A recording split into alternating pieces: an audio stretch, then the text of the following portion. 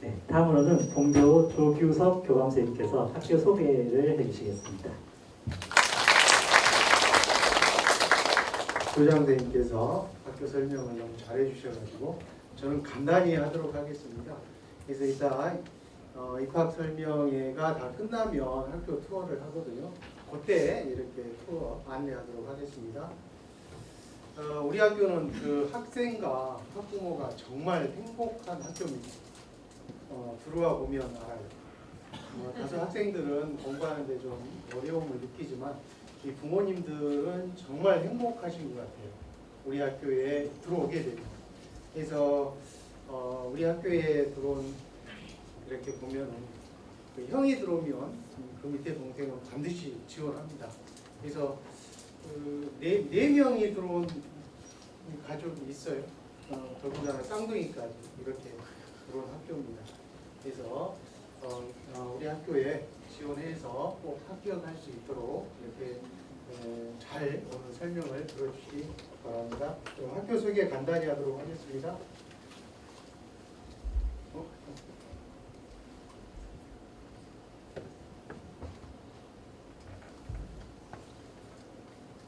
네, 우리 학교는 1학년에 이제 한반 16명씩 4개 반, 64명이 입학을 하게 되면 1학년은 공통과정으로 운영을 합니다.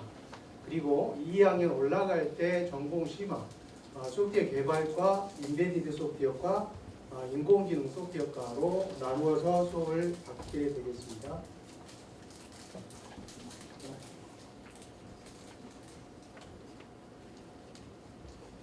그리고 학과 소개는 소프트웨어 개발과, 그리고 인베디드 소프트웨어과, 인공지능 소프트웨어과, 아마 유인물이라든가 이런 게 다 있으니까 한 번씩 읽어보시면 될 것 같습니다.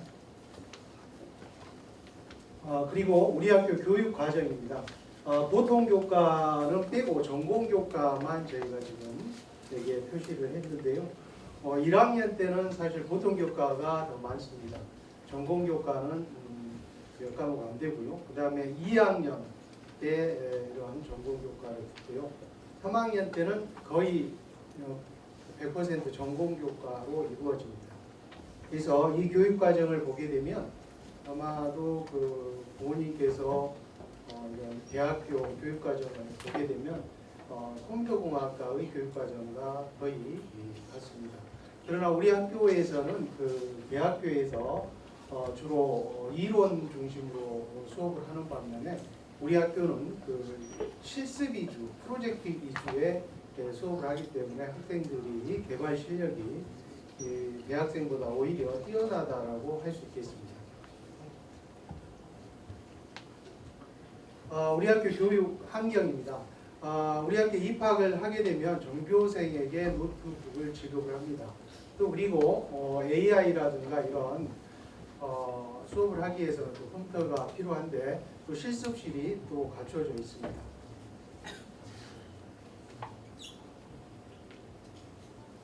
그리고 기숙사는 전교생이 기숙사 생활을 하고 있습니다. 현재 1, 2, 3학년 188명이고요. 그리고 여학생이 50명, 전원 기숙사 생활하고 있습니다.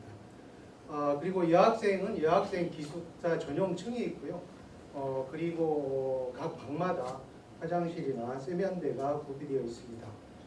지금은 그 3학년들이 현장 실습을 나가서 2인 1실 주로 하고 있고요. 개중에는 이제 3인 1실 사용을 하고 있습니다. 그리고 도서관, 이따 보시면 알겠지만 도서관은 잘 갖춰져 있고요. 그리고 학생들이 학교 내에서 24시간 생활하기 때문에 다양한 체육시설이 구비되어 있습니다. 운동장이라든지 체육관이라든지 그리고 기숙사 내에 또 헬스 시설이 있어서 아이들이 체육활동을 할 수 있습니다. 그리고 DSA 인증제, 우리가 그 교육과정 이해, 정규 교육과정 이해에 학생들의 그 전인교육을 실시하기 위해서 DSA 인증제를 운영을 하고 있습니다. 독서품, 전공품, 건강품, 인성품, 국제품, 이 5가지 영역을 저희가 점수화 시켜가지고 이렇게 애들 할 수 있도록 하고 있고요. 그래서 아이들이 1학년 공동교육과정이 운영이 된 다음에 2학년 심화 교육과정 선택을 할 때 이 교육과정 우리가 그 학과 성적하고 그 다음에 DSM 인증제로 해가지고 선발을 하게 되고요. 그리고 이제 아까 교장선생님께서도 얘기했는데 2학년은 지금 10명 실기를 내 잘하는 학생들 선발해서 가는데 그때도 이 인증제 점수가 반영이 되겠습니다. 그리고 이제 이러한 인증제 하면서 아이들이 이러한 내용을 가지고 레주메북을 작성을 합니다. 그래서 레주메북이 각 학년 끝날 때마다 작성을 하고요. 3학년, 2학년 때 말에 작성된 거는 또 기업체에 보내서 그 학생들이 이러이러한 거를 했으니 좀 선발을 참조하시라 해가지고 또 기업체에서 연락을 받은 학생도 있고 그렇게 하고 있습니다. 그리고 부모님한테도 물론 보내드립니다. 우리 학교 학생들이 가장 또 선호하는 게 전공 동아리 활동입니다. 정규 교과 이외에 가장 선호하는 동아리가 전공 동아리예요. 그래서 이 전공 동아리 활동을 통해서 주로 선후배 간의 유대 관계라든가 그다음에 프로젝트, 각종 대회를 참여하고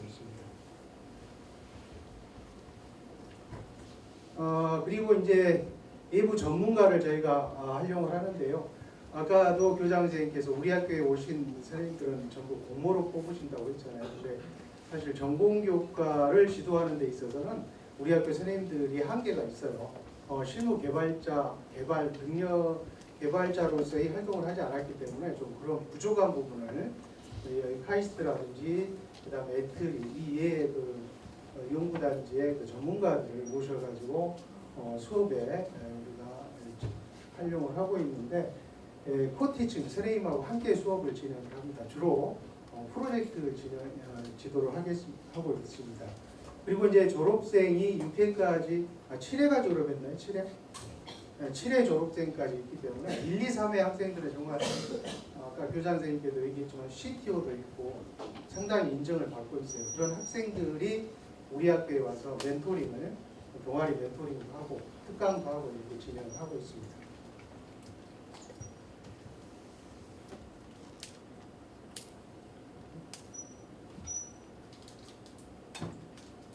그리고 학생 작품, 프로젝트 작품은 우리 학교 실제로 많은 부분 활용을 하고 있습니다. 여기 그 신입생 원서 접수할때도 사용할 거고요. 그다음에 학교 내에서 뭐 여러 가지 뭐 기숙사 관리라든지 자습 관리라든지 실제로 학생들이 개발한 프로젝트를 가지고 운영을 하고 있습니다. 그리고 일과 시간은 6시 40분에 기상을 해서 8시 반부터 오후 4시 40분까지 정규 수업을 하고요. 그리고 4시 40분부터 8, 9, 10교시는 방과 후 활동이라든지 전공 동아리 활동 이렇게 하고 8시 반에 기숙사로 넘어가서 보통 23시 아마 12시 정도 취침을 하게 될 겁니다. 일단 기숙사 일단 안내해 드릴게요. 그리고 일과 운영은 월화수목금 월요일하고 수요일은 정규 수업 7교시가 끝나면 방과 후 수업을 하고요. 화요일하고 금요일은 정규 수업이 끝나면 전공 동아리 활동을 합니다. 그리고 목요일 날은 특강 이런 부분들 모셔가지고 인문학 특강도 하고요. 전공 특강 졸업생들 불러가지고 특강도 하고 이렇게 진행하고 있습니다. 학교 시설 이따 투어할 때 좀 더 자세히 설명하도록 하겠습니다. 네, 이상입니다.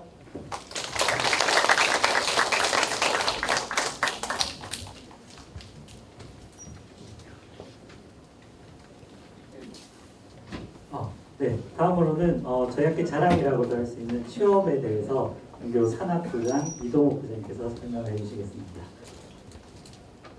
예, 안녕하십니까. 문교 취업부장 맡고 있는 이동욱입니다.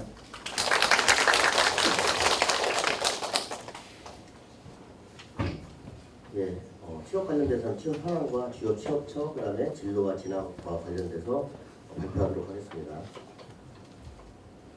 먼저 취업 현황입니다.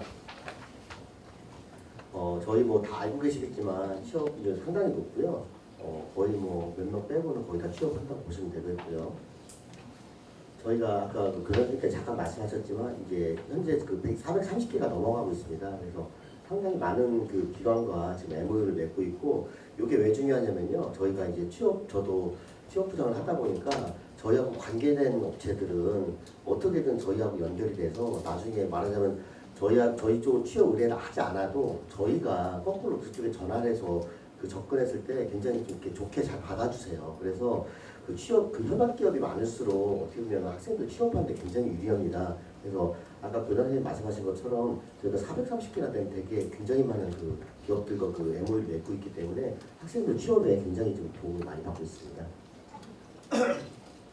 2023년도에 보면은 저희 취업 의뢰 기업이 111개였습니다. 작년에 저희 학생이 1학기에 한 70몇 명 정도 됐었는데요. 111개 기업에서 그 취업 좀 그 학생들 보내달라고 왔었고요. 실제로는 그 왜냐면 한 기업에 2명씩 뽑아가겠다 이런 회사들도 있기 때문에 200명이 넘게 사실 취업 의뢰가 왔어요. 그래서 실제로 취업한 기업은 한 58개 정도의 학생들이 취업을 했는데, 그러니까 어떻게 보면은 뭐 2개, 3개 정도 올라가는 그 정도로 그 취업 의뢰하는 그 기업들이 굉장히 많습니다. 올해 현재까지 지금 81개 기업 지금 취업 의뢰 상태고요.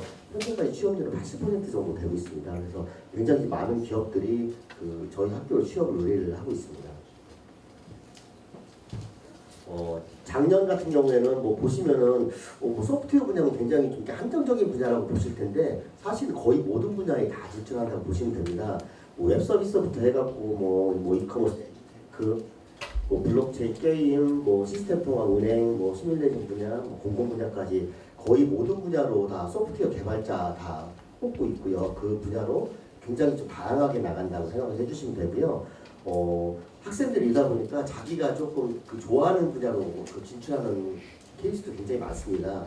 뭐 재작년 같은 경우에는 축구를 좋아하는 친구인데 이 친구가 어디를 갔냐면은 축구 관련된 그 어떤 서비스 해주는 회사를 갔어요. 그래서 실제 가서 이제 본인 이제 물론 소프트웨어 개발자로 갔는데 갔더니 거기에 뭐 일하고 있는데 박항서 거기 왔더라. 그래서 사인 받았더라. 뭐 이런 얘기도 막 하더라고요. 그래서 굉장히 자기가 좀 이렇게 좋아하는 분야로 또 진출할 수가 있습니다.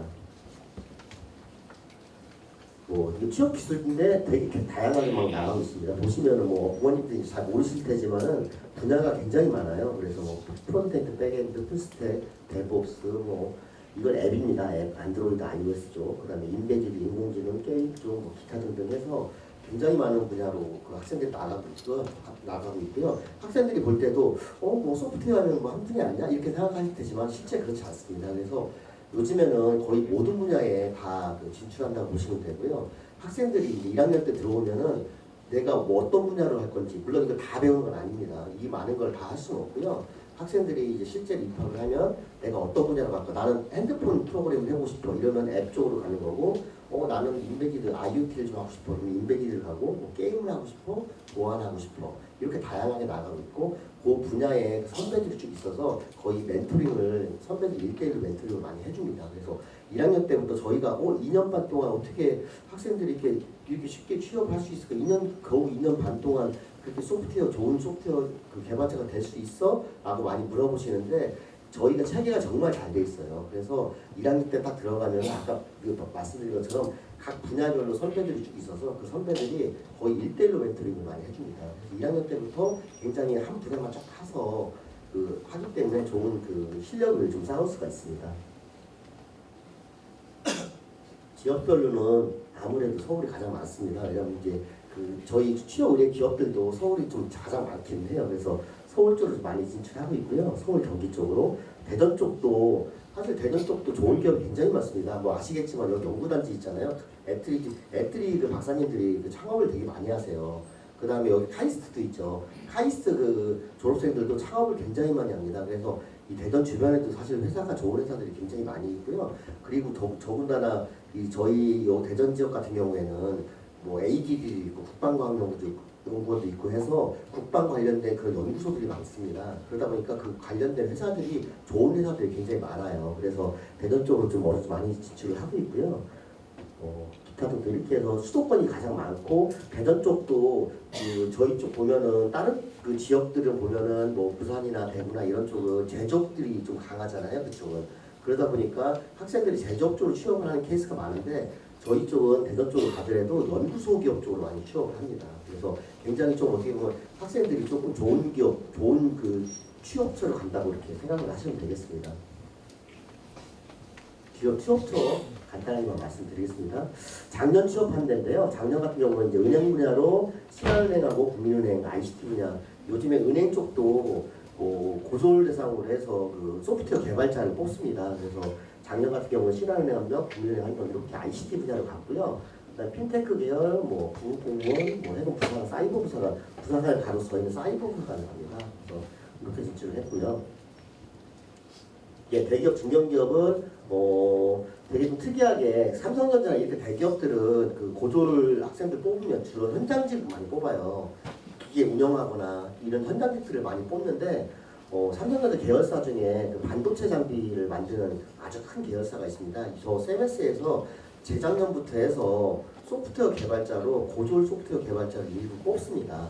작년 같은 경우 저희가 2명이 들어갔는데요. 저런 케이스가 좀 있고요. 그 다음에 LG CNS사에서도 작년부터 저희 학생들이 좀 가고 있습니다. 저 여학생들이 많이 가는데 여기 이제 대기업들이다 보니까 남학생들이 병특 때문에 좀 걸려서 주로 여학생들이 많이 가고 있고요. 기타 등등 중견기업들이 좀 있습니다. 그 다음에 뭐 게임 분야 좀 있고요. 저도 깜짝 놀랐어요. 여기 아마 학생들 다 알 거예요. 여기 그 EA 스포츠 피파 온라인 아시죠? 다. 그래서 엄청 대단한 회사인데 저기 여학생이 좀 갔더라고요. 깜짝 놀랐습니다. 여러분. 그래서 거기는 이제 게임 개발자로 간 건 아닌데 가서 하여튼 놀랐어요. 저거. 그래서 뭐 그런 부분. 그 다음에 이제 게임 개발 분야로 가는 부분도 좀 있고요.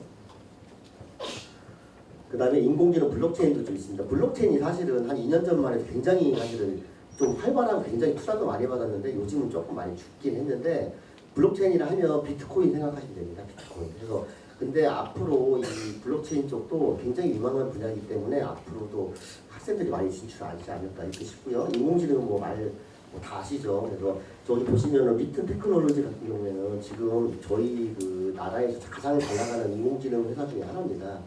작년 같은 경우에 나 3명 정도 갔어요. 저 리튼 테크놀로지.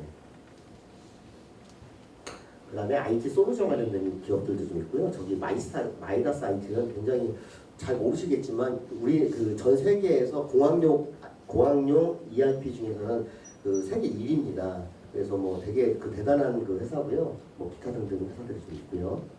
그다음에 가장 많이 가는 이제 인베디드 로봇 IoT도 좀 있고요. 아무래도 가장 많이 가는 곳은 IT 서비스 하는 그 회사들은 가장 많이 가고 있고요. 이렇게 얘기를 하면 이 회사들이 사실 어떤 회사인지 잘 모르실 거예요. 보면은 이름도 처음 들어봤고 그런 회사가 있었어? IT 하면 네이버, 카카오 아니야? 이렇게 말씀을 하실 텐데 그래서 제가 회사 두 개만 한번 소개시켜 드려보겠습니다. 또 라이너는 아니 여기하고 저희 우선 2개만 한번 소개를 드려볼게요. 여기는 그 이름 기업명은 아우른 플래닛이라는 회사인데요. 직원이 40명밖에 안 돼요. 되게 작죠. 작은데 여기 어느 정도 대단한 그 회사냐면은 전체 매출의 90% 이상이 해외에서 나오고 있습니다. 해외 지사도 있어요, 실제로. 그래서 40명밖에 안 되는데 총 169억을 투자를 받았습니다. 여기 이쪽 소프트웨어 쪽은 시설 투자할 게 없기 때문에 저 받은 돈을 다 어디다 투자하냐면요. 사람한테 투자를 해요. 그래서 실제 가보면은 그 회사가 굉장히 좋습니다. 그리고 실제로 보시면은 해외에도 돼 있고 전 세계 AI 웹사이트에서 이 회사가 그 AI 쪽도 지금 하고 있거든요. 총 4위를 했어요. 4위. 그래서 1등은 여러분들 알다시피 챗GPT 많이 들어보셨죠. 챗GPT가 1등이고 구글에서 만든 그 AI가 구글 제미나이라는 게 있습니다. 제미나이가 2등이에요. 근데 이 회사가 그 전 세계 총 50개 사이트 여기 지금 이 해외 사이트 제가 지금 떠온 건데요. 그 중에서 4등을 했습니다. 그러니까 대단한 기술력 갖고 있는 회사예요. 그래서 어떻게 보면 부모님들이 옛날 생각하셔서 규모가 크고 매출이 얼마야, 뭐 직원이 몇 명이야 이렇게 따지시는데 이쪽 소프트웨어는 좀 달라요. 다릅니다. 굉장히 많이 다릅니다. 그래서 이렇게 40명밖에 안 되는 회사가 이 정도의 파워를 갖고 있구나, 이 정도의 어떤 가치를 갖고 있구나 라고 생각을 해보시면 되고요. 이 회사가 좋은 게 회사 복지 너무 좋습니다. 뭐 여러 가지 홍대 입구에 저도 가봤는데 홍대 입구 그 입구에 있는 건물 그 한 층을 다 쓰고 있어요. 그래서 몇몇 40명밖에 안 되는데 한 층을 전부 다 씁니다. 그래서 뭐 다양하게 그 회사 복지들 그 하고 있고요. 실제 가보면은 사무실이 얼마나 좋냐면은 여기 사무실입니다. 8층을 다 쓰는데 여기 지금 쓰고 있죠. 그래서 저희 졸업생 같은 경우 2명 여기 가 있고요.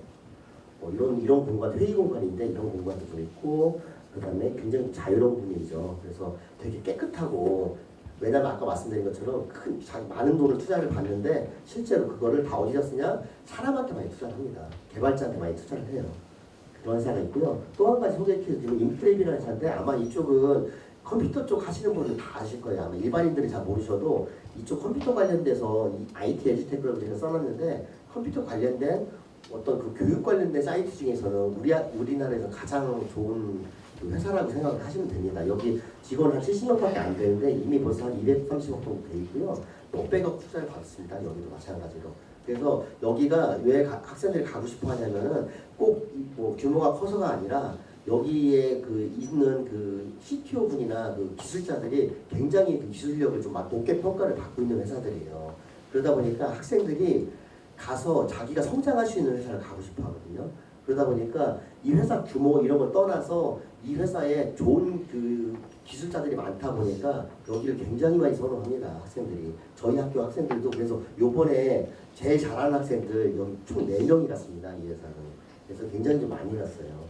이 회사도 마찬가지로 회사 복지가 정말 좋습니다. 사실 저는 개인적으로 이게 제일 그렇더라고요. 월요일날 1시까지 출근한답니다. 그래서 이거 빨리 저희가 조율을 해야 된다. 이건 진짜 말씀을 드리고 싶습니다. 뭐 그런 것도 있고, 뭐 보시면 마지막 금요일에는 리플래시 데이 해서 뭐 하기도 하고, 그러니까 이 회사들이, 소프트웨어 회사들이 굉장히 좋아요. 이게. 그래서 그 실제로 저희가 학생들한테 야 너 대기업 가자, 뭐 좋은 회사 가자 이렇게 하면은 학생들 안 가요. 왜냐면 그런 데는 좀 큰 기업일수록 그 조직 문화도 있고 여러 가지 조금 이렇게 아무래도 좀 빡빡한 게 있잖아요. 근데 여기 가면은 CTO부터 뭐 CTO, 뭐 CEO 이런 분들하고 다 보면은 굉장히 친하게 지내고 옷도 굉장히 편하게 입고 다니고 다 존댓말 쓰고 문화가 이러다 보니까 학생들이 사실은 이런 기업들을 더 선호합니다. 그러면서 자기가 더 기술력도 더 쌓고 이런 기업들을 그 학생들이 굉장히 좋아합니다.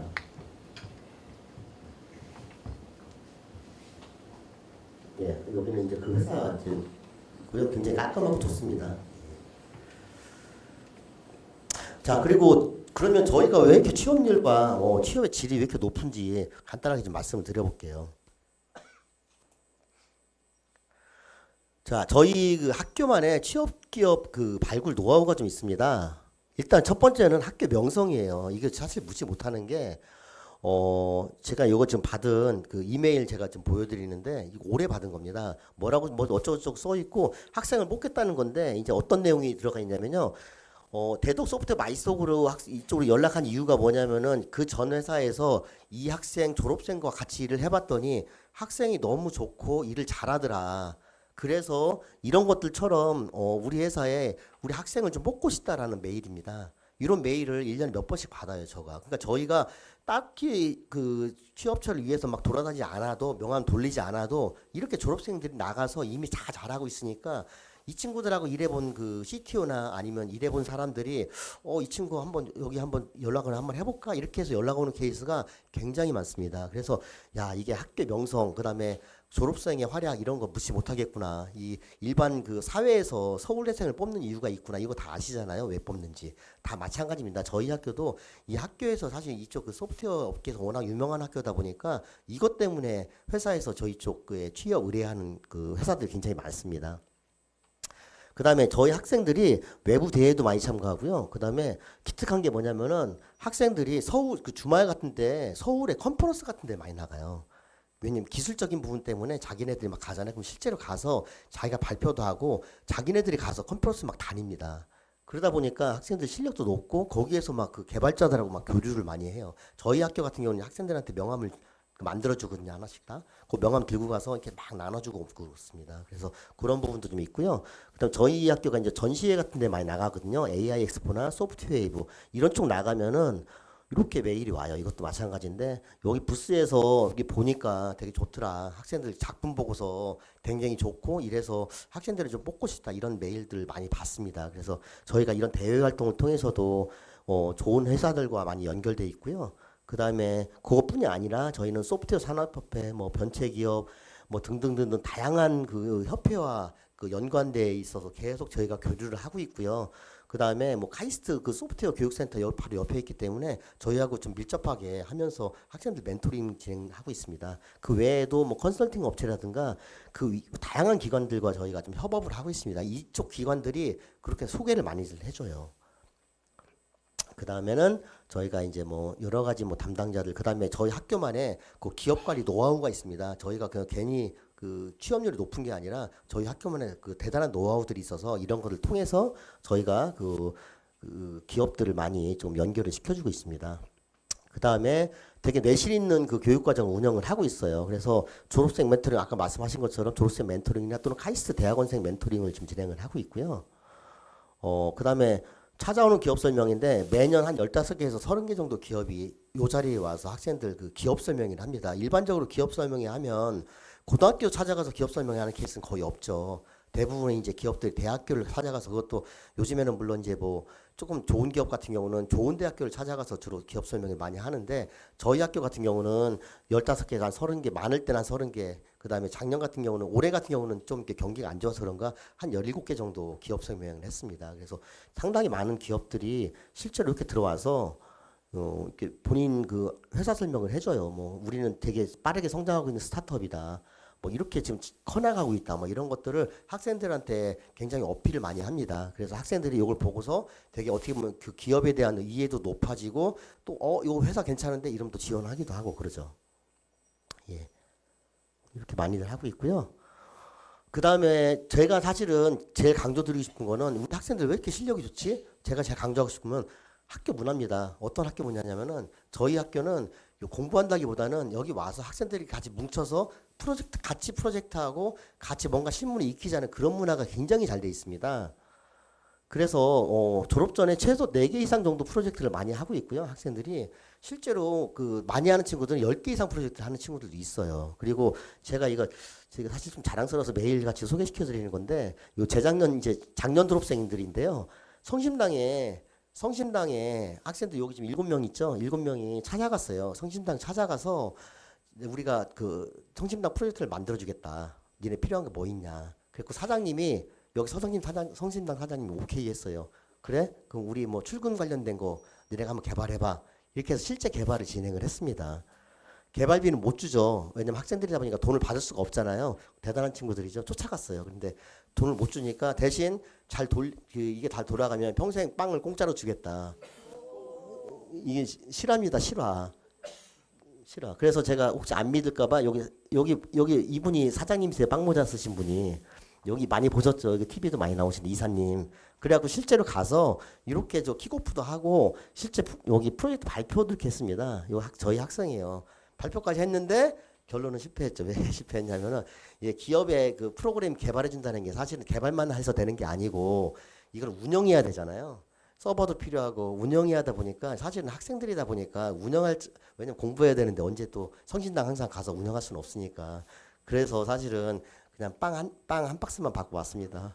예, 아쉽게도. 그래서 저희 학생들이 이렇게 되게, 그러니까 이런 게 사실 어떻게 보면은 그 학교 문화인 것 같아요. 이런 게. 그래서 학교에 와서 학생 잘하는 학생들이 이렇게 뭉쳐갖고 되게 뭔가 으쌰으쌰하고, 야 뭐 개발해볼까? 뭐 한번 해볼까? 이런 게 정말 큰 문화고, 이런 것들이 사실 학생들 실력을 높이는 큰 요인이 되지 않는가 싶습니다. 저도 사실은 되게 궁금한 게 2년 반밖에 안 되는데 어떻게 학생들이 이렇게 잘하나 하면은, 제가 볼 때는 이런 학교 문화가 사실은 좋은 좀 영향을 줬다고 생각을 합니다. 여기까지는 취업 관련된 거고요. 진로 관련돼서는 간단하게만 말씀을 드리겠습니다. 후학습 제도가 좀 있습니다. 그래서 주로 학생들이 많이 이용하는 거는 재직자 특별 전형하고 방송통신대나 사이버 대학을 많이 이용을 하고 있고요. 재직자 특별 전형 같은 경우에는 굉장히 많은 그 학교들이 운영을 하고 있습니다. 그래서 야간 과정, 주말 과정, 사이버 과정이 있고요. 작년 같은 경우는 성균관대가 그 재직자 특별 과정을 추가로 열었어요.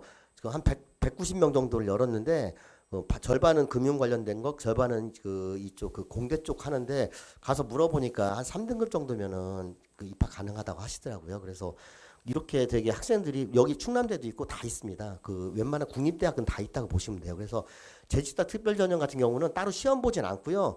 그 서류 전형으로만 그 학생을 뽑는 학교가 많습니다. 학교마다 좀 다르긴 하지만 그래서 학생들이 나중에 충분히 많이 다닐 수 있는 그 진학을 할 수 있는 그런 길이 많이 열려 있다는 거 말씀을 드리고요.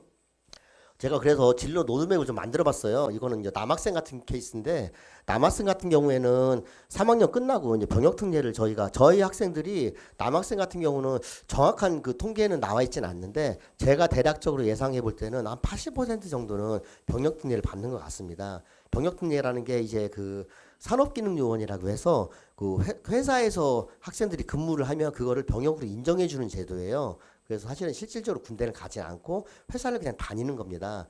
그래서 병특을 학생들이 이제 졸업하자마자 취업은 사실 저희 3학년 때 취업을 합니다. 3학년 때 취업을 하고 병특을 시작을 하면 그때 병특 시작하면서 사이버대나 통신대를 만약 같이 간다면은 언제쯤 병특은 이제 3년 정도 후에 끝나고요. 그 다음에 제주 특별 전형은 이때 시작할 수 있고요. 4년 차에는 대학을 졸업할 수가 있습니다.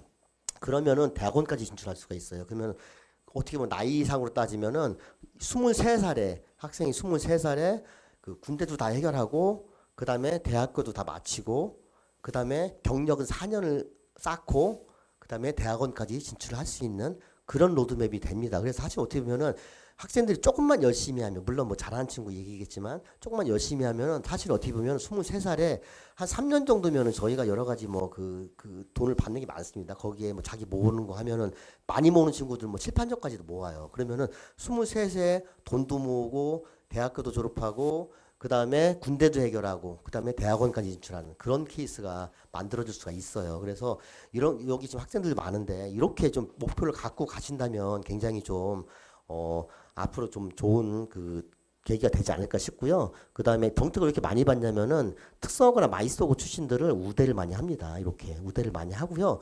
더 좋은 건 뭐냐면은 정보통신업이잖아요. 저희가 정보통신 쪽인데 이런 그 일반적인 그 제조업 쪽도 많이 받는데 정보통신업 쪽은 또 따로 그 산업기능요원을 또 뽑습니다. 근데 아무래도 정보통신 이쪽 IT 계열로 해갖고 고등학교 졸업하고 취업한 친구들이 많지 않기 때문에 전반적으로 제가 볼 때는 병특을 좀 많이 받는 그런 케이스가 아닌가 싶습니다. 예, 여기까지 하고요. 예, 취업 관련돼서는 여기서 마치겠습니다. 감사합니다.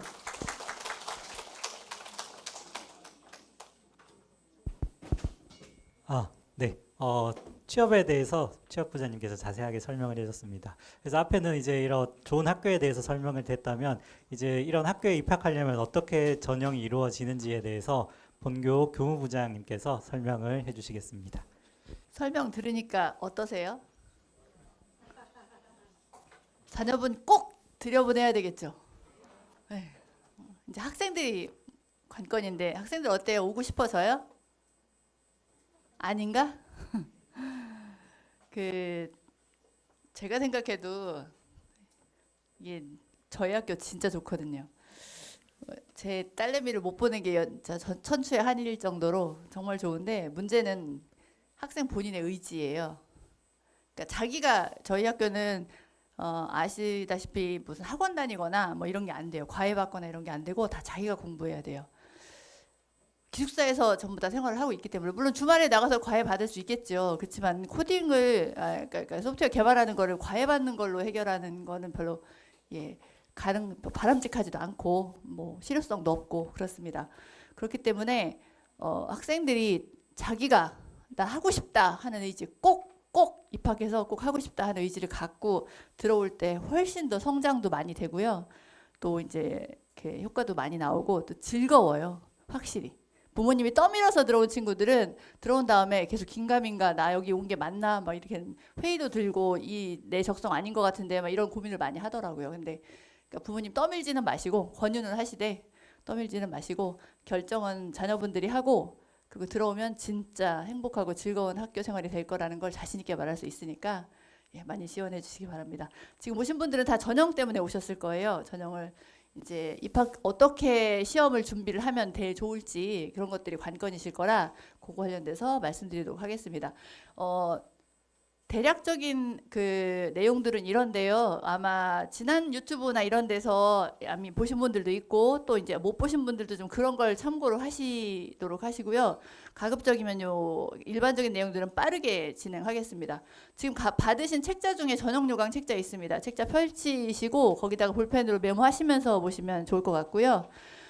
받으신 책자 중에 이제 취업 관련 책자가 한 권 더 있어요. 그래서 저희가 작년에도 출판을 하고 올해도 지금 출판을 했는데 그거는 바로 이번 1월에 졸업한 선배들, 7기 학생들이 활동한 내용들입니다. 7기 학생들이 취업 나갔던 학생들에 대한 인터뷰나 뭐 이런 것들이 있으니까 후배들한테 하고 싶은 얘기들도 있어요. 그 질문들 보면 어떤 능력이 기업에서 어떤 능력이 필요한 것 같습니까? 또는 후배들한테 어떤 얘기를 하고 싶습니까? 어떤 학교 다닐 때 뭘 해갖고 오면 좋을 것 같습니까? 뭐 이런 것들에 대해서 선배들이 대답한 것들이 있거든요. 그런 것들을 읽어보면 아마 도움이 되지 않을까 싶습니다.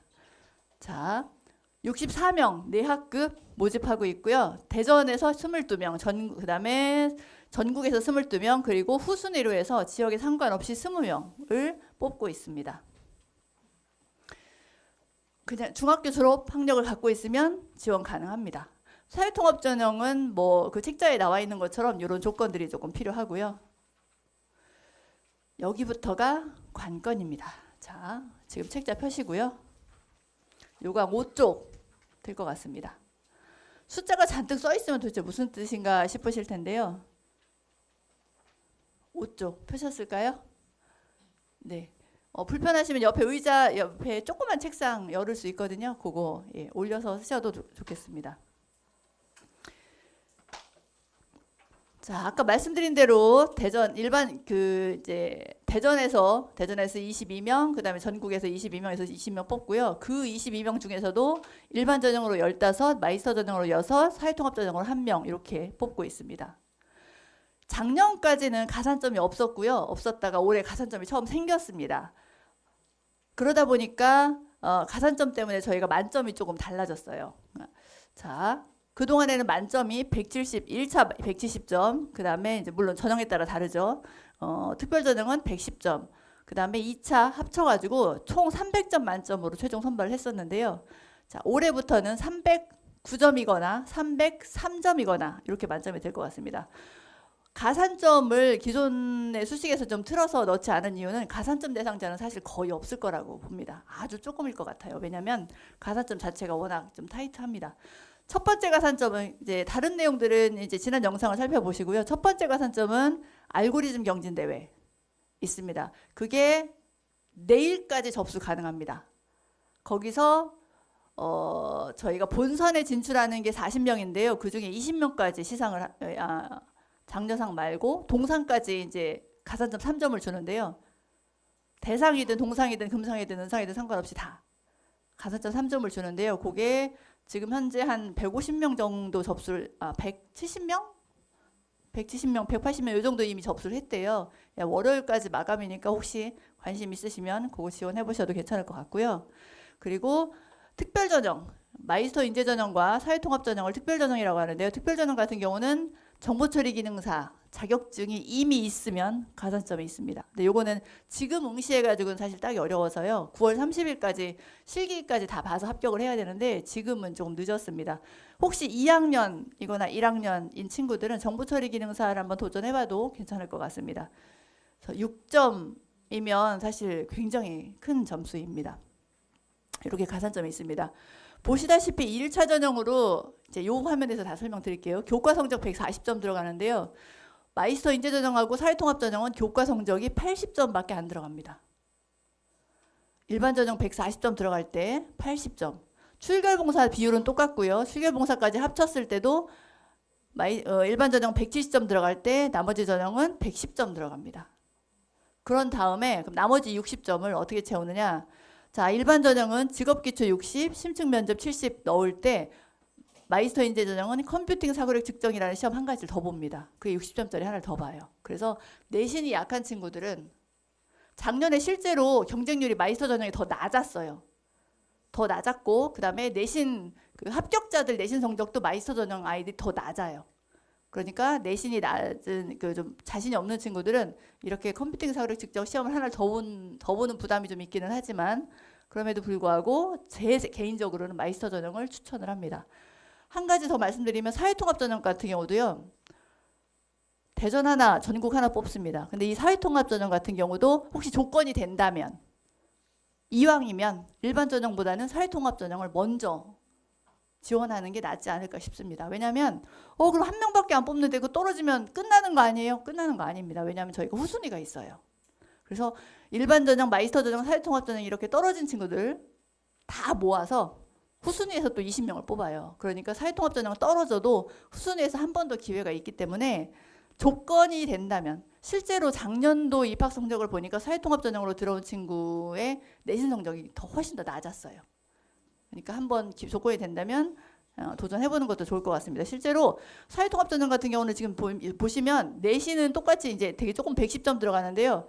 직업기초평가가 그다음에 심층 면접이 훨씬 더 비중이 높습니다. 2차 전형 비중이 훨씬 높아요. 사회통합 전형 같은 경우는 내신이 약해도 2차 전형을 어떻게 보느냐에 따라서 실제로 작년도에 사회통합 전형 그 내신이 대전은 3명 지원하고요. 전국은 1명 지원했는데요. 전국 1명 같은 경우는 성적이 애초에 높은 학생이었고 대전 3명 지원했는데 그중에 내신이 가장 낮은 학생이 합격했습니다. 1점, 2점 차이 아니고요. 130 몇 점인 학생이 떨어지고요. 내신이 100점이 안 되는 학생이 합격했습니다. 이 정도로 엄청나게 영향을 미칩니다. 2차 전형이. 그래서 한번 생각해 보시면 좋을 것 같습니다. 교과 성적 들어가고요. 출석, 봉사. 자, 9월 30일까지 출석은 당연할 거고 봉사 시간 혹시 15시간 안 채웠으면 그거 채우십시오. 아직 시간이 조금 남았습니다. 9월 30일까지입니다. 가산점 좀 전에 말씀드렸으니까 마찬가지로 가산점도 9월 30일까지입니다. 혹시 작년에 알고리즘 대회 입상했으면 그 친구들도 됩니다. 따라서 중학교 2학년 때, 중학교 1학년 때 알고리즘 대회에서 입상을 했어도 그거 인정됩니다. 꼭 3학년 때 거 아니고요. 1학년이나 2학년 때 거여도 알고리즘 대회에서 입상했으면 인정되니까 그 중학교 2학년이어도 대회 지원해도 괜찮을 것 같습니다. 요거는 저희 이제 입학 성적 그러면 어떻게 산출해서 지금 170점 만점이라고 하는데 어떻게 산출하면 되느냐 2가지 방법이 있습니다. 첫 번째가 엔트리 사이트에서 하는 방법인데요. 요게 지금 개발이 사실 완전하지는 않습니다. 완전하지 않고 저희가 오늘 아침까지도 이제 엔트리 개발하는 친구들한테 답이 왔는데 성적이 0.001점인가 좀 차이가 있었어요. 그래서 그거를 이제 고쳤습니다 하면서 이제 오늘 아침에 연락이 왔는데요. 들어가 보겠습니다.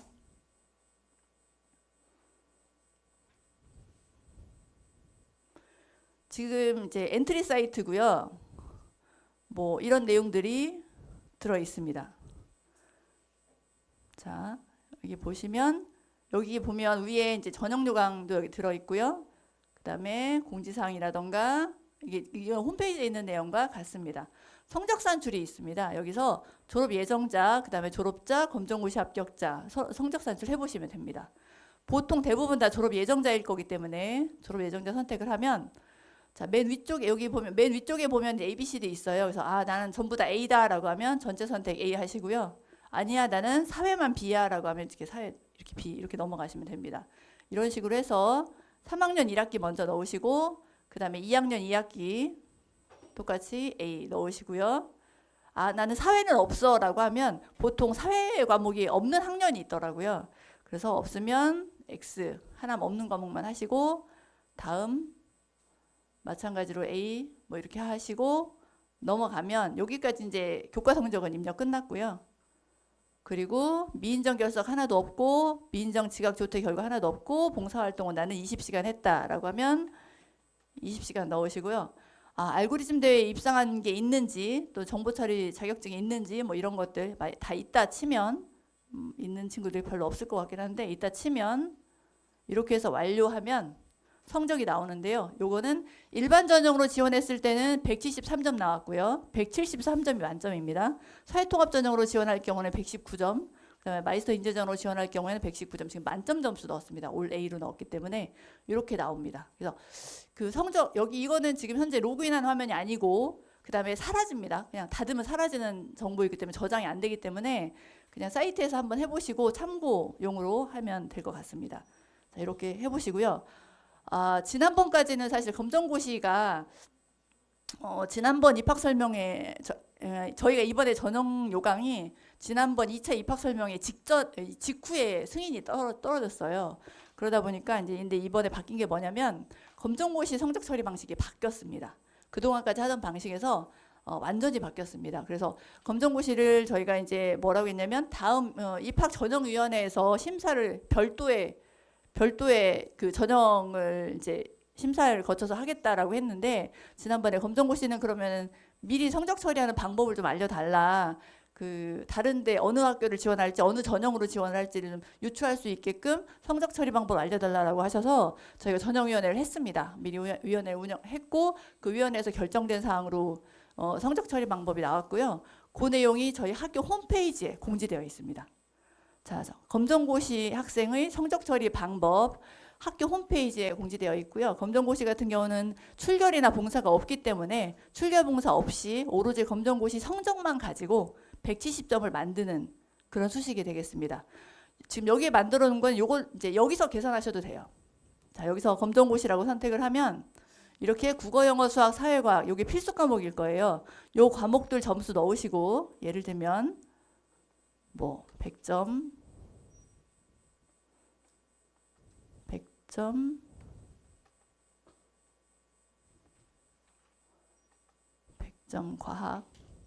과학 하나는 뭐 95점 할까요? 95 선택 과목은 이제 어느 과목이 될지 모르니까 어떤 친구는 뭐 기가일 거고 어떤 친구는 뭐 정보일 거고 여러 가지 이제 과목이 다를 수 있어서 그냥 선택 과목이라고 해놓은 거고요. 요거까지 뭐 95점 이렇게 넣으면 그다음에 이제 입상한 게 있느냐 없다라고 해서 다음 완료하면 이렇게 성적 처리가 돼서 나옵니다. 자, 저희가 사실은 이렇게 만들어는 이제 아이들이 만들어 놨습니다. 만들어 놨는데 이게 틀릴까봐 전전긍긍합니다. 따라서 요게 지금 성적 처리가 되는 금액은 그러니까 입학 그 원서 접수하는 내용은 아니기 때문에 이런 내용을 참고로 삼으시되. 아까 말씀드린 것처럼 0.001 정도는 차이가 있을지도 모르겠습니다. 이제 지금 없게 만들어 놨는데요. 처음에 0.001 그 차이가 있어서 어떤 분이 신고를 해주셨어요. 전화하셨더라고요. 알려주셔서 감사하게도 저희가 다시 테스트 해봤더니 차이가 있었고 그 오류를 수정했다고 연락을 받았습니다. 아이들한테서. 자, 이런 식으로 할 수 있고요. 저희 엔트리 사이트 가보시면 어디가 있지? 엔트리 사이트가 지금 저희 홈페이지에다가 따로 공지는 안 했는데 그냥 크롬 창에서 검색하면 저희 학교 검색하면 엔트리가 바로 밑에 나오더라고요. 저는 오픈 안 했다고 생각했는데 깜짝 놀랐습니다.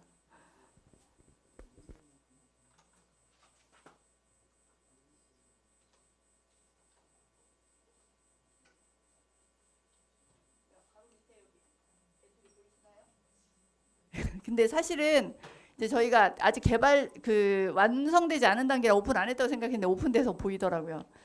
그 저희가 여기서 이제 모의 접수도 여기서 진행을 할 거고요. 지금 엔트리 사이트가 이제 저희 이제 아이들이 만들었는데 저희가 지금 실제로 지금 운영하고 있는 어떤 서비스들 이렇게 보여주고 있고요. 여기 보면 넘어가면 뭐 이런 다른 실제 서비스들을 소개하고 있더라고요. 이렇게 만들어 놨고요. 그리고 이제 저희 지금 현재 3학년 취업률 보여주고 있습니다. 그리고 저희 MOU 받은 굵직한 거 몇 개만 올려놨고요. 그 자기네들 이제 엔트리 아이들이 뭐 후기라던가 뭐 이런 것들 보여주고 있습니다. 자, 이렇게 들어오셔서 해보셔도 되는데요. 저희가 이제 사실은 이거 말고 원서 접수하는 과정도 지금 이제 개발은 거의 다 끝난 상태입니다. 아직 테스트를 안 해서 이제 다음 주에 테스트를 해볼 건데요. 혹시나 저희가 다음 주에 열어서 테스트를 해볼 예정인데 교내에서만 테스트를 해볼 예정인데 여러분들은 굳이 회원가입해서 테스트하고 이런 건 하지 마시고요. 그 9월에 모의 접수할 거예요. 9월에 이제 저희 교내에서 베타 테스트 인증이 끝나면 9월에 모의 접수할 거니까 그때 문자 보내드릴 거거든요. 개인정보 동의하셨으면. 그래서 그때 한번 문자 나가면 그때 보시고 한번 접수해봐야지 해서 접수 과정을 한번 거쳐보시기 바랍니다. 자, 이런 사이트가 있습니다. 자, 이런 방법이 하나 있고요. 그다음에 다음으로는 저희 홈페이지에 엑셀 파일이 올려져 있습니다. 엑셀 공지사항에 있는데요. 그 파일에다가 넣어보는 방법도 있습니다. 그래서 넣어보고 나면은 여기에 이제 지금 올 B로 일부러 제가 책정을 해놨는데요. 가산점 부분이 지금 추가가 됐습니다. 여기 아래쪽에 가산점 1, 가산점 2. 가산점 1, 2가 뭐냐라고 하면 이 오른쪽에 저희가 메모 다 달아놨어요. 그거 보시면 되고요. 그거 보시고 여기 안에 지금 점수를 0 아니면 3 또는 0 아니면 6밖에 선택이 안 돼요. 그래서 그렇게 선택해서 점수 넣으시면 여기에 점수가 나옵니다. 그래서 일반 전형일 때는 몇 점, 그 다음에 마이스터 전형일 때는 몇 점, 사회통합일 때는 몇 점 이렇게 나오는데 지금 전부 다 B예요. 올 B에 그다음에 가산점은 없는 학생일 경우에 142점 나옵니다. 자, 요 142점을 기억하세요. 올 B일 때. 자, 이렇게 됩니다. 이걸 이용하셔도 됩니다. 자, 그럼 여기까지 이제 1차 전형입니다. 1차 170점 만점의 1차 전형이고요. 2차 전형이 남았습니다. 1차에서는 작년에 저희가 경쟁률이 2.05대 1이었거든요. 지금 프린트 다 갖고 계시죠? 거기에 써 있어요. 왼쪽, 맨 왼쪽에 경쟁률 다 써 있습니다. 계속 제가 21년도부터 있었는데 계속 올라가고 있습니다. 1.2대 1, 1.44대 1, 1.9대 1, 지금 2.05대 1까지 올라가고 있고요. 올해는 더 올라가지 않을까라고 희망적인 암시를 걸어봅니다. 2.05대 1이라는 얘기는 1차에서 3명 떨어졌어요. 자, 2차 시험은 128명이 볼 수 있습니다. 자, 1차에서 3명 떨어졌고 올해는 어떻게 될지는 모르겠습니다. 자, 그러면 이 128명이 어떤 시험을 봤냐? 내신은 이미 포함이 되고 있고요. 내신 말고 앞에 보여드린 요 3개의 시험을 봅니다. 첫 번째, 직업기초평가 모든 전형 학생들이 다 봅니다. 심층면접 모든 전형 학생들이 다 봅니다. 컴퓨팅 사고력 측정은 마이스터 전형으로 지원한 학생들만 봅니다.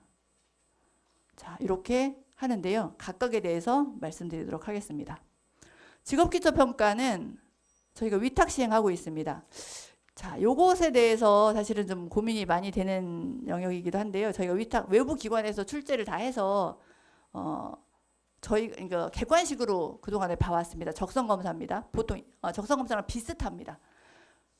사실 출제를 저희가 하는 게 아니기 때문에 뭐라고는 하여튼 그동안에는 그랬습니다. 작년까지는 사지선다였나 오지선다였나 제가 시험 문제를 못 봐가지고 그 객관식으로 되어 있는 문제를 푸는 거고요. 컴퓨터 사이언스는 이렇게 마킹하게끔 이렇게 되어 있는데 그 시험에서 다루는 건 이런 사고력이나 추리력이나 창의력 이런 것들을 종합적으로 평가하고 있습니다. 적성검사랑 비슷하다고 하더라고요. 그래서 그렇게 혹시 그럼 이걸 어떻게 준비해야 되냐라고 생각하면 사실 준비하기는 쉽지 않을 것 같기는 합니다. 그래서 그냥 시중에 나와 있는 적성검사 마이스터고 대비하기 위한 어떤 인적성검사 책들이 나와 있긴 하더라고요. 대학생들이 푸는 그 회사 들어가기 위한 인적성검사 책은 사실은 어려워요. 난이도가 너무 높으니까 그거는 그렇게 도움이 될 것 같지는 않고요. 그냥 이 마이스터고 대상으로 하는 그런 인적성 검사 책 정도는 한 번쯤 풀어보면 도움이 되지 않을까 싶습니다. 그러니까 어떤 유형으로 보는구나라는 걸 좀 짐작할 수 있어서 도움이 될 것 같은데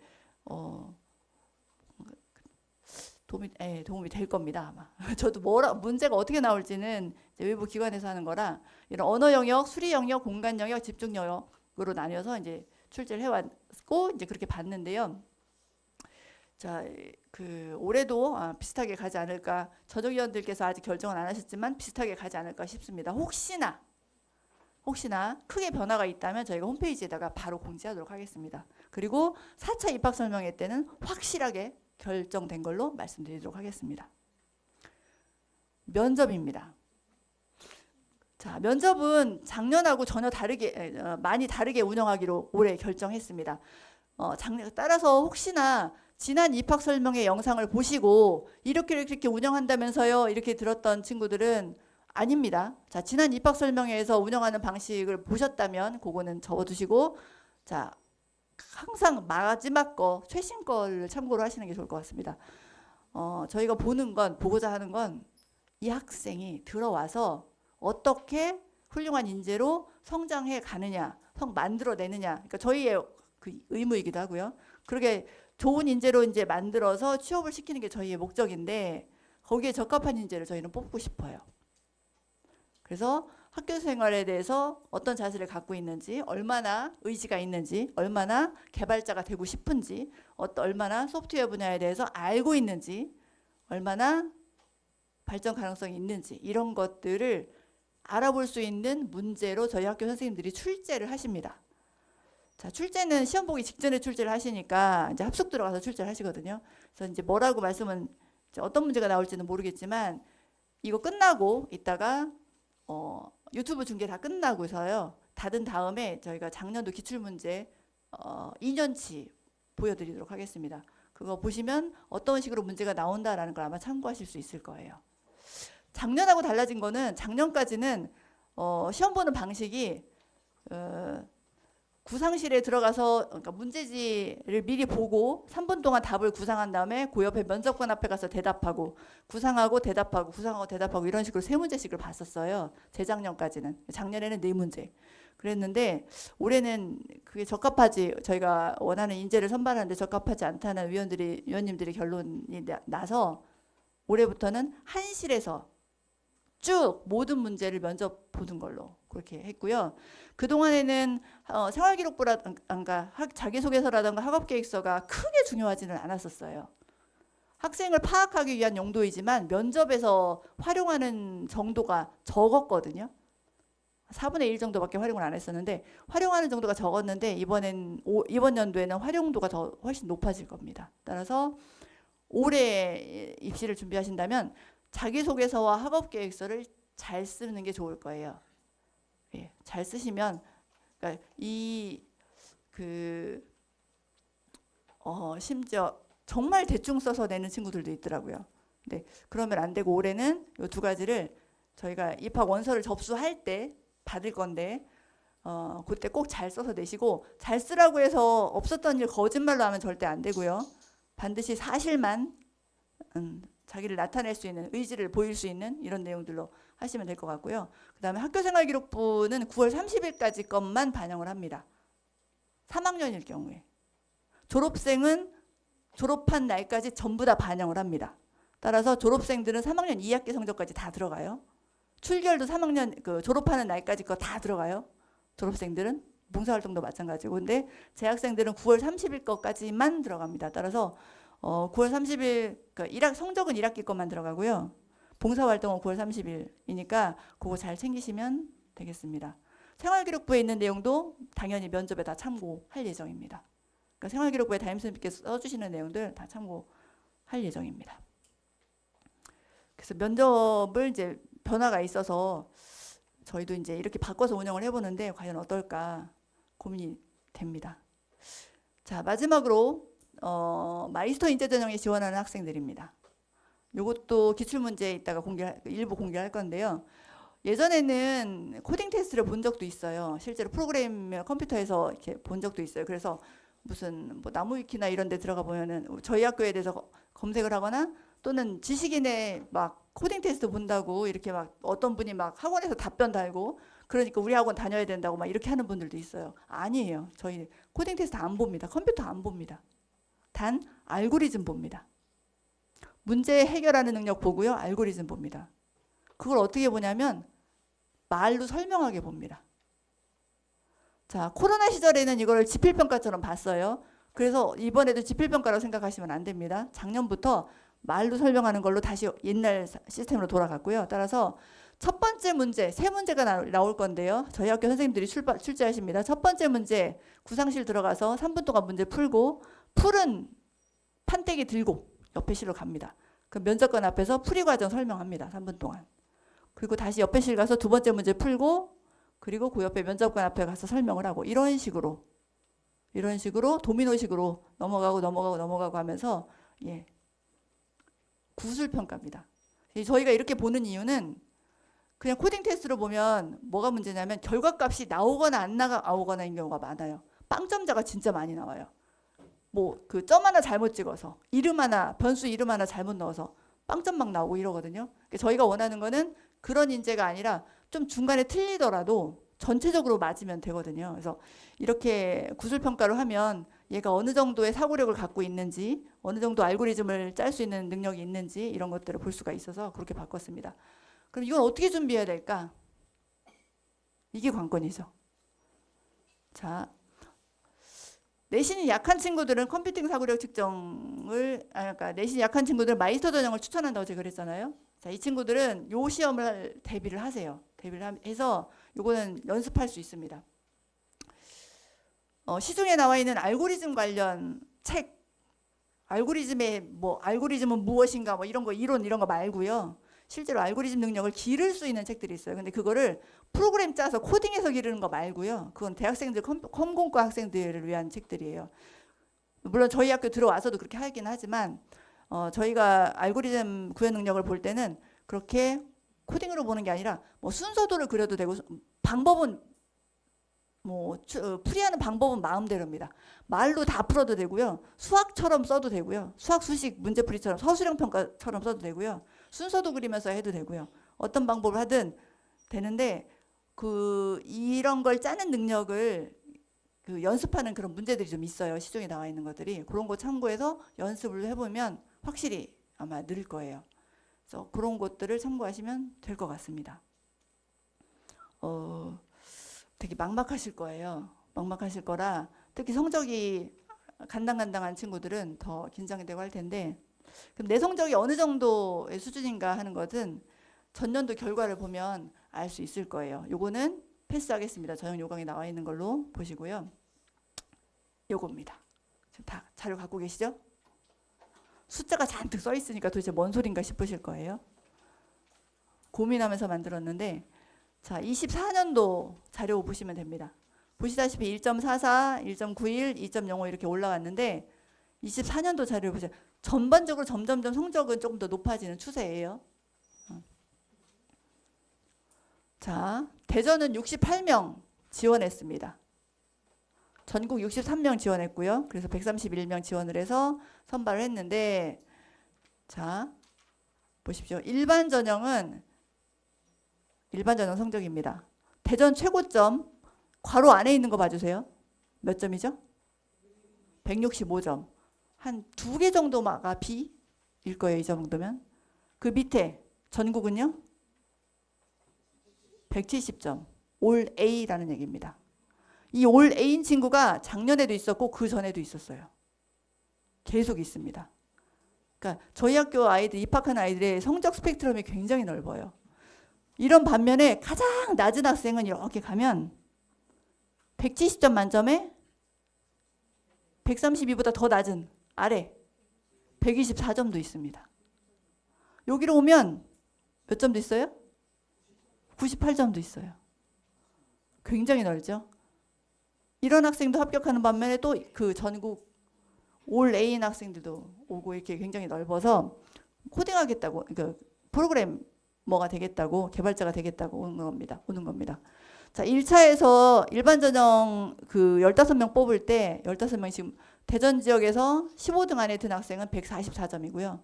전국에서 15등 안에 든 학생은 150점이었던 거고요.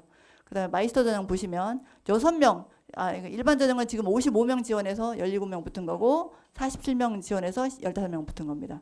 여기 보시면 15명 뽑는데 왜 17명 붙었을까요? 대전 일반 전형 15명 뽑는데 왜 17명 붙었지? 왜 그러지? 왜 그럴까요? 왜 그러냐면 마이스터 전형 보시면 마이스터 전형이 6명 뽑는데 10명 지원해서 4명 붙었습니다. 대전이. 전국은 15명 지원해서 6명 붙었고요. 대전은 10명 지원해서 4명 붙었습니다. 10명 지원했는데 왜 4명 붙었을까요? 왜 6명 안 뽑지? 과락이 있습니다. 자, 과락이 그전에는 과락이 225점이었어요. 그래서 이 위에 다른 연도 보시면 과락 보세요. 텅 비어 있죠. 과락 못 맞춰서 다 떨어졌어요. 붙은 친구가 없었어요. 과락이 너무 높아서. 과락 점수가 너무 높으니까 얘네들이 못 붙더라고요. 그래서 저희가 과락을 확 낮췄습니다. 200점까지. 200점은 충분히 할 만해요. 200점은 가장 최하점보다 훨씬 낮은 점수예요. 최하점이 215점이잖아요. 훨씬 높은 낮은 점수여서 따라서 지금 예를 들면 대전 같은 경우는 그 후순위 꼴찌보다도 훨씬 낮은데도 지금 붙은 거예요. 그렇다고 보시면 돼요. 물론 내신 성적이 그렇진 않아요. 네, 전체 성적이. 그러니까 이렇게 그 과락이 있기 때문에 사회통합도 마찬가지로 과락이 있어요. 사회통합도 과락이 있으니까 근데 이제 그래서 한 명, 여기서 지금 모자란 2명이 지금 일반 전형으로 뽑은 거고요. 그래서 이제 지금 사회통합 같은 경우도 지금 3명 지원해서 1명 붙었고 1명 지원해서 1명 붙었습니다. 그래서 저 자격이 된다면 사회통합 지원해 보셔요. 괜찮을 것 같습니다. 여기 떨어지면 일반 전형, 마이스터 전형, 사회통합 떨어지면 여기 후순위로 갑니다. 후순위로 가서 후순위에서 성적 지역 상관없이 지금 여기 보시면 아시겠지만 22년도는 대전이 10명 붙고 전국이 2명 붙었습니다. 대전이 훨씬 많이 붙었어요. 23년도는 대전 1명도 못 붙었어요. 후순위. 전부 다 전국이었습니다. 자, 작년도는 대전 7에 전국 13 붙었습니다. 그래서 학년마다 대전하고 전국하고 인원 수가 좀 편차가 좀 있어요. 성적이 어쨌거나 좀 높은 학생을 뽑기 위한 거라서 실제로 이런 통계를 가지고 자, 이제 다른 통계를 좀 내봤더니 합격자입니다. 합격자 그 지역 상관없이 전형 상관없이 다 통틀어서 무조건 합격한 애들 성적을 봤더니 보세요. 1차는 170점에서부터 최하 98까지 있습니다. 근데 98까지 있는데 98이 최하지만 바로 윗등수는 124점입니다. 차하. 따라서 98 다 들어갈 만한데 98이면 성적이 얼만큼이지? 여기 보시면 98이면 여기 분포 있습니다. A반, B반이면 156점, 올 B면 142점, 올 C면 114점이에요. 그런데 98이면 거의 CD, D에서 C가 조금 있는 정도일 겁니다. 근데도 붙었죠? 130 몇 점을 제치고 붙었습니다. 근데 그 바로 윗점수가 124점이에요. 따라서 실질적인 커트라인은 98점이라고 볼 수는 없고요. 124점이 아마 더 타당할 겁니다. 자, 직업기초 갑니다. 300점 만점으로는 이제 만점은 없고요. 266점 나왔고요. 직업기초 60점 만점에 46점, 평균 39점 나옵니다. 아까 그 적성검사 비슷한 거. 그 다음에 심층면접 62점이 최고 나왔고요. 47점 평균 나왔습니다. 컴퓨팅 60점 만점에 60점짜리가 나오네요. 다 푸른 친구들이 있는 거예요. 그래서 알고리즘 이런 것 좀 잘하는 친구들은 도전해 볼 만합니다. 자, 붙은 애들은 이러다 치고 떨어진 친구들은 큰일 났네. 빨리 끝내야 되는데. 떨어진 친구들은 146점이 떨어졌습니다. 여기 붙었는데요. 떨어졌어요. 따라서 저희 학교의 커트라인은 98부터 146까지가 커트라인이에요. 98 버리더라도 124부터 146까지가 커트라인이에요. 그럼 146점은 무슨 뜻이냐? 성적이 얼만큼이냐? 여기 보시면 됩니다. B 이상입니다. 평균 B 이상입니다. 그런데 떨어졌어요. 왜요? 2차 전형 때문입니다. 2차 전형. 따라서 2차 전형 준비를 잘 하셔야 될 거예요. 이건 보시고요.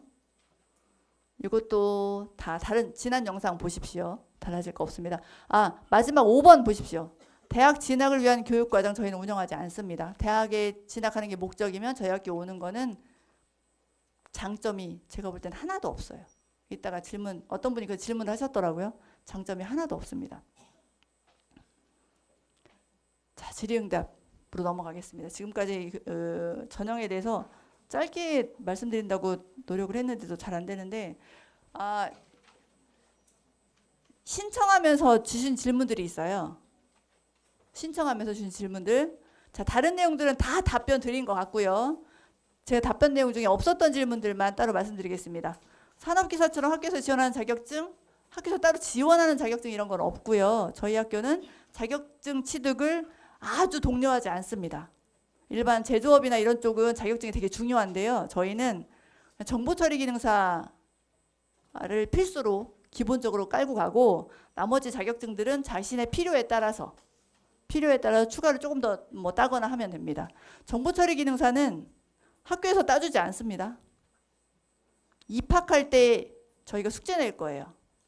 입학하기 전에 필기 합격해 오라고 숙제 낼 거예요. 작년에 처음 시도했는데 절반 이상이 합격해 왔습니다. 입학할 때 1월 달에 시험 한 번 있거든요. 그때. 그래서 들어온 다음에 이제 실기 준비해서 실기는 저희가 방과후 개설해서 도와줍니다. 중2인데 뭐 준비해야 될까요? 초등학생도 신청자 중에 초등학생도 있다고 하던데 왔나 모르겠어요. 자, 중2는 지금 오신 거 되게 잘하셨고요. 이쪽 분야에 관심이 있으시다면 지금부터 준비하는 게 좋은데 뭘 준비해야 되냐면 일단은 1순위 내신입니다. 저희 학교는 다른 데는 어떤지 모르겠어요. 내신 비율이 어쩐지. 다른 마이스터고는 내신 비율이 더 낮은 데도 있어요. 훨씬 낮은 데도 있는데 저희는 300점 만점에 170점 정도가 내신이기 때문에 내신 관리해야 되고 내신 지금부터 이제 2학년 1학기 망했으면 2학년 2학기, 3학년 1학기 잘하면 됩니다. 3학년 1학기가 50% 들어갑니다. 제일 큽니다. 그 다음에 하나 더. 적성이 맞는지 알아보세요. 코딩 해보세요. 학원도 다녀보셔도 괜찮고 근데 학원보다는 학원은 돈 들으니까 유튜브 같은 거 온라인 강의 이런 거 무료 강의 무지 많습니다. 들어보시고 재밌으면 이쪽 길로 쭉 가는 거고 아 도저히 아니야 그럼 다른 길을 찾는 거고 하면 될 것 같습니다. 실제 기업과의 연계교육 이거는 산학협력부장님께서 대답해 주시면 될 것 같습니다. 예, 저희가 그 산학협력교사가 있습니다. 그래서 실제로 그 실제 기업에 다니시는 분하고 이제 연계교사 해갖고 그분들이 오셔서 실제 수업을 같이 해주시고 계시고요. 그 다음에 2학년 같은 경우에는 인턴 나가는 게 있습니다. 겨울방학 때. 이 친구들은 직접 회사를 가서 6주 동안 6주 정도를 회사 가서 하는데 상당히 많이 가는 게 작년 같은 경우는 20명 정도 갔고요. 재작년에 30명 정도가 갔습니다. 그러니까 40% 정도가 실제 2학년 겨울방학 때 회사를 가서 한번 체험을 해봐요. 그래서 그런 그 과정들이 좀 만들어져 있습니다. 그리고 다음은 코딩은 어떨까요, 부장님? 미리 배우고 오는 게 나을까요? 배우고 오면 좋죠. 미리 배우고 오면 좋은데 코딩 능력이 있느냐가 저희 입학을 결정하지는 않습니다. 근데 배우고 오면 확실히 적응하는 데는 유리하기는 해요. 네. 가산점은 아까 말씀드린 그거고요. 자격증도 이제 답이 됐을 것 같습니다. 입학 전에 뭐 비슷한 내용이 될 것 같은데요. 정보 처리 기능사를 미리 따갖고 오면은 훨씬 좀 아마 편할 겁니다. 그 정보 처리 기능사에 나오는 내용들이 저희 학교 들어와서 배우는 내용들도 많이 포함하고 있습니다. 입학 전에 그다음에 합격하고 나면 저희가 숙제 낼 거예요. 그거 숙제 다 해갖고 오면 아마 적응하는 데 큰 무리 없을 거예요. 숙제 많이 냅니다. 근데 다 해갖고 와야 됩니다. 안 한 친구랑 한 친구랑 실력 차이가 확 납니다. 그래서 그 입학하기 전까지는 입학하는 데 도움이 되는 입학 시험 준비를 하시고 입학 끝난 그 다음에는 놀 시간 없습니다. 저희가 낸 숙제 열심히 하셔야 됩니다. 그런 거 하면 될 것 같아요. 장학금 제도는 저희가 저희 학비 내나요? 저희 학교에다가? 학비 안 냅니다. 기숙사비 낼까요? 안 냅니다. 아침 저녁 밥값은 냅니다. 아침 저녁 한 끼에 한 5, 6천 원 정도 하는 아침 저녁 밥값하고 주말에 먹는 밥값 냅니다. 점심 안 내고 싱가포르 수학여행 갔는데 절반 정도 저희 학교에서 지원해 줬습니다. 그리고 무슨 캠프 가는 거 전부 다 학교에서 지원해주고 어디 그 체험학습 가는 거 뮤지컬 보러 가는 거 뭐 그 뭐죠? 뭐 방과후 수업도 한 학기에 3만 원 냅니다. 한 학기에 한 10명도 안 되는 인원 가지고 방과후 수업을 해도 그렇게 지원을 합니다. 학생들이 부담이 정말 조금이에요. 방학 때 하는 무슨 점프업 캠프 지난번에 정말 수백만 원씩 하는 분들 전문 개발자들 다 모셨는데 그런 것도 학생들한테 일체로 돈 안 걷었습니다. 그런데 장학금을 더 드려야 될까요? 사실 나라에서 엄청난 돈을 저희 이렇게 쏟아붓고 있기 때문에 장학금 제도가 있습니다. 근데 저희 학교에서 자체적으로 운영하는 장학 제도는 없고요. 그 외부 기관에서 추천하라고 해서 그 선발된 학생들은 많이 있습니다. 그래서 무슨 대전 같은 경우는 인재육성 장학재단이라던가 또는 삼성에서 운영하는 꿈장학재단이라던가 또 기타 다른 그 여러 재단에서 운영하는 것들은 저희도 계속 추천하고 있고요. 그래서 장학금 받고 있고요. 회사에서 주는 장학금도 받는 친구들도 있습니다. 그래서 그런 것들도 있는데 저희 학교 자체적으로 운영하는 장학제도는 있지는 않습니다. 요거는 제가 말씀드릴까요? 취업이 아닌 대학 입학을 목표로 진학은 하지 마십시오. 저희 학교는. 대학 입학하는 데 있어서 저희 학교는 장점이 제가 볼 때는 없습니다. 내신 따기 유리하지 않나요? 할 수 있어요. 내신 따기 유리할 수도 있습니다. 근데 저희 학교는 인원이 너무 조금이라 1등급 만들려면 그냥 정말 전교에서 1등 해야 됩니다. 64명밖에 안 되는데 정말 적어서 1등급 나오려면 4% 어렵습니다. 물론 여러분들은 2025 교육과정이니까 이제 등급이 1등급이 아니라 이제 5등급제로 바뀌긴 할 텐데요. 그래도 등급 따는데 그 다음에 저희 학교도 탑 클래스 애들은 있어요. 성적 관리 잘하는 아이들도 있거든요. 그래서 등급 딸 목적으로 오는 거 도움 안 되고요. 대학 가는데 전혀 이쪽 그룹 분야로 컴공과로 가려고 우리 학교 온다? 추천 안 합니다. 비춥니다. 저희 그 추천서도 안 써줍니다. 어떤 추천서도 대학 가는 데 있어서는 안 써줍니다. 회사 추천서는 마음대로 많이 써주시는데요. 안 해줍니다. 그러니까 그럼 그쪽 관련된 학교로 가시면 되겠습니다. 학업 외에 참여할 수 있는 다양한 활동 진짜 많습니다. 해커톤 대회 있고요. 저희 청축제 축제였는데 축제 때 저희 아이들이 개발한 그 결제 프로그램 가지고 코인으로 결제하고 뭐 사 먹고 놀이 참여하고 게임 참여하고 뭐 이렇게 각종 이런 것들을 다 학생들이 운영을 하고 학생들이 운영하는 행사들이 진짜 많아요. 그런 이벤트나 이런 것들이 다 학생들이 운영을 하고요. 스터디도 학생들이 자발적으로 꾸립니다. 그래서 운영을 하고 뭐 전공 동아리 활동은 기본이고 학업 이외라고 하니까 작년에 뮤지컬 보러 갔다 오고 수학여행 갔다 오고 각종 그런 박람회 갔다 오고 배구 보러도 가고 올해는 축구장도 갈 예정이라고 하던데 하여튼 각종 그런 그 문화체험 활동 되게 많고 밴드부 활동하고 운동 활동 엄청 많이 하고 스포츠 활동 끊임없이 많습니다. 다 말할 수 없을 정도로 기숙사는 또 기숙사 내에서 자체적으로 하는 활동들이 또 있고요.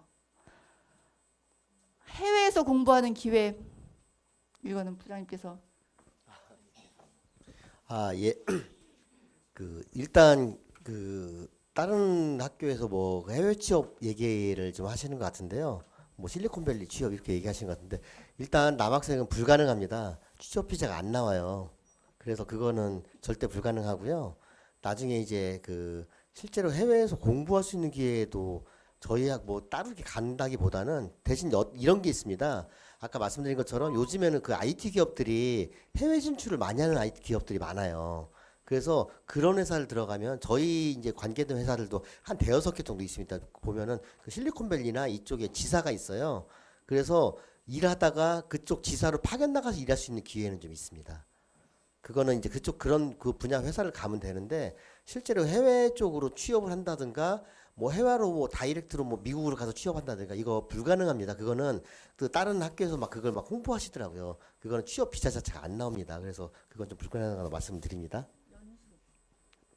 연수 예. 그다음에 저희가 이제 아까 선생님이 말씀드린 것처럼 연수는 저희가 가고 있어요. 그래서 올해 지금 11월 달에 가는데 실리콘밸리로 해서 그 학생들 지금 연수 보내는 그런 과정들이 있습니다. 그래서 그런 과정들이 있으니까 그런 건 좀 참고해서 보시면 될 것 같습니다. 해외 나가서 개발 코딩 공부하고 오는 프로그램들 뭐 운영하는 데도 있기는 해요. 저희도 고민 안 하는 거 아니고요. 고민을 하는데 실효성은 그다지 회의적입니다. 저희 학교에서 하는 게 훨씬 더 낫다는. 저희 학교에 워낙 많은 실력자들이 개발자들이 오셔서 수업도 하시고 또 그런 특강 프로그램들도 많이 있고 그래서 저희는 그렇게 해외 소수의 학생들한테 그 해외에 나가서 막 몇 달씩 공부하고 오는 또는 몇 주씩 공부하고 오는 프로그램 같은 경우는 예, 조금 회의적이라는 판단이 저희 내부적으로 났었습니다. 단 해외를 많이 내보내기 위한 노력들은 하고 있습니다. 가서 보고 와라. 보고 경험하고 그리고 와라. 그래서 그런 프로그램들은 계속 그 늘려나가고 있고 아까 교장 선생님 말씀하신 것처럼 여러 나라의 학생들하고 교류하고 있고 그렇게 하고 있습니다. 그래서 그런 것들도 학생들이 시야를 좀 넓히고 또 이제 그런 글로벌 인재로 만들기 위해서 노력을 하고 있습니다. 자, 여기까지는 사전 질문 신청 때 하신 분들이고요. 혹시 더 끝나고 이제 끝내려고 하는데 더 질문 있으시면 말씀해 주시기 바랍니다. 혹시 방송부 학생들 마이크 어떻게 하셨을까요?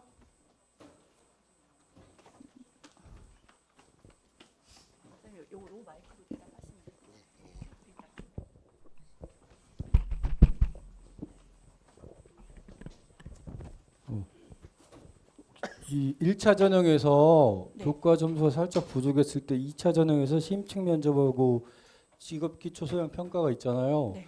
요거는 이제 만점만 있는데 혹시 변별력이 어느 정도인지 내가 이거를 잘 받아서 1차 교과를 극복할 수 있는 점수 격차가 나는지 잘하는 사람과 못하는 사람이. 나죠. 당연히 나죠. 한 그러면은 30점 내신 30점 정도도 그 작년도 같은 경우 작년 말고 그 전에는 네. 내신 30점 정도를 뒤집더라고요. 그러면은 2차 전형에서 네. 잘하는 사람과 못하는 사람이 뭐 그 30점 이상 차이가 날 수 있다는 얘기네요. 얼마든지 뒤집어지더라고요. 이번에 5월 전형에서는 그렇게 막 30점 이상 차이까지는 안 났는데 20 몇 점까지는 뒤집어졌는데요.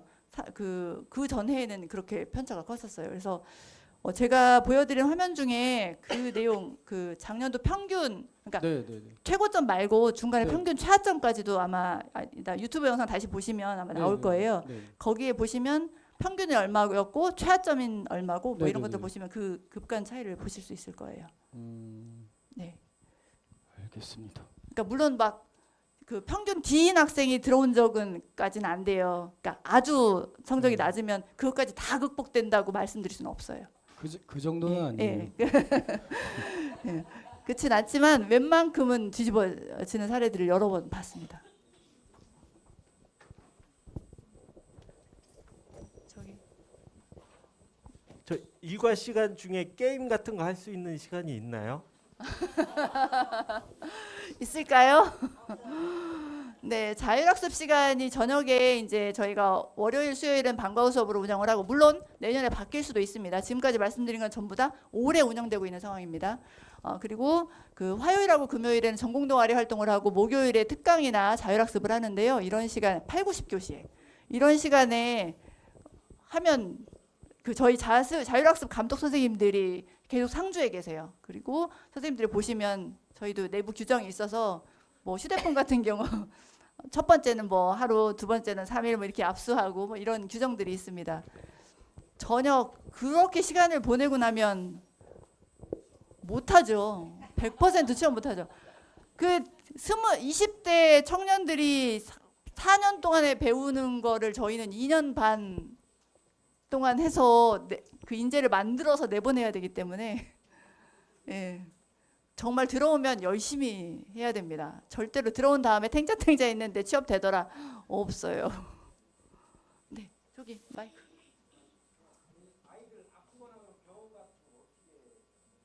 저희 사감 선생님들 상주하고 계십니다. 밤에는. 낮에는 당연히 선생님들 계시고요. 저녁에 자율학습 시간에는 마찬가지로 그 계셔서 아이들 뭐 아주 심각할 때는 당연히 119가 오기도 하고요. 보통은 부모님이 이제 데려가시는 걸 원칙으로 하고 있는데 부모님이 오시기 어려운 상황이면 선생님들이 아이들 데리고 인근 병원으로 갑니다. 밤에는 사감 선생님들께서 이렇게 데리고 응급실로 바로 가고 또 당연히 보호자께 연락드리고 이렇게 하고 있습니다. 병원은 당연히 다녀올 수 있죠. 그러니까 본인이 못 갈 정도일 때 이렇게 한다는 얘기고요. 본인이 병원에 다녀올 수 있으면 뭐 낮에는 보건 선생님 상주에 계시고 그 일과 후에는 본인이 근처에 인근 병원에 저녁에 다녀오면 됩니다. 그렇게 갈 때 그 픽이라는 시스템에다가 저희 외출 신청을 하면 담임 선생님들께서 외출 승인해 주시고 그럼 자율학습 선생님 감독 선생님은 그 픽을 보고서 이 친구가 외출했구나 그러면 이렇게 저희들의 파악을 하고 있어요. 이런 시스템을 사용을 하고 있고요. 얼마든지 병원 갈 수 있습니다. 또 있으시면 없으시면 맞춰도 될까요? 근데 장시간 빨리 끝내려고 노력했는데 여전히 쉽지 않습니다.